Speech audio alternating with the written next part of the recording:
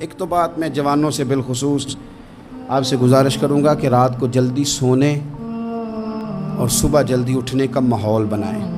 جو لوگ صبح دیر سے اٹھتے ہیں نا، انہوں نے 9 10 10 گھنٹے کی بھی نیند پوری کی ہو نا، اٹھتے ہی ان کا دل کرتا ہے 2 بندے مجھے دبائیں۔ حالانکہ سو کے اٹھنے پہ تو طبیعت فریش ہونی چاہیے، لیکن آپ اس وقت سوئے ہیں جس وقت دین نے کہا تھا کہ جاگو۔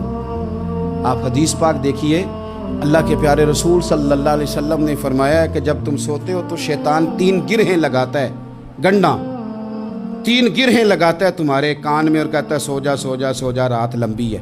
حضور فرماتے ہیں جب بندہ سویرے اٹھ کے اللہ کا ذکر کرتا ہے، چارپائی پہ اٹھا، اس نے اٹھنے کی دعا پڑھ لیا، الحمدللہ کہہ لیا، اللہ اکبر کہہ لیا، یا اللہ تیرا شکر ہے، اپنے لہجے میں کسی طرح اللہ کا ذکر کر لیا۔ جب وہ رب کا ذکر کرتا ہے تو شیطان کی پہلی گرہ کھل جاتی ہے، اور جب وہ وضو کرتا ہے تو دوسری کھل جاتی ہے، اور جب نماز پڑھتا ہے تو شیطان ویسے ہی دور ہو جاتا ہے۔ لیکن حضور فرماتے ہیں جو صبح سویا رہے وہ گرہیں قائم رہتی۔ جو صبح اللہ کے ذکر سے، وضو سے، نماز سے شیطان کی گرہیں توڑ دیتا ہے، وہ تازہ دم اٹھتا ہے، تازہ دم۔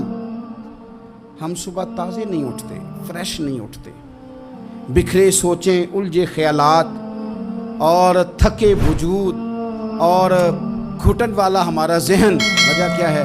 وجہ میرے عزیز صرف اتنی ہے کہ ہم رات کو دیر تک جاگتے ہیں، صبح دیر تک سوتے ہیں۔